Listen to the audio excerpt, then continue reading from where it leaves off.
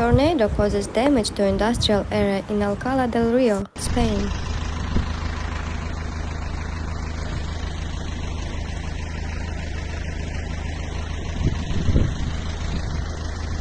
A large number of incidents have been reported due to the aftermath of Storm Yana.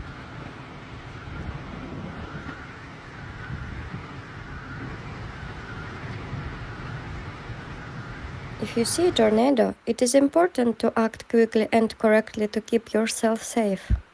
Get shelter, avoid windows, stay low, heed warnings.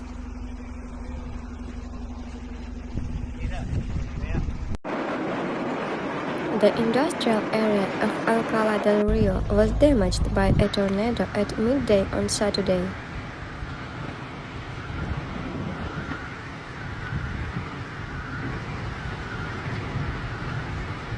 Damage to the roofs of some warehouses in the Ilpa industrial area was reported.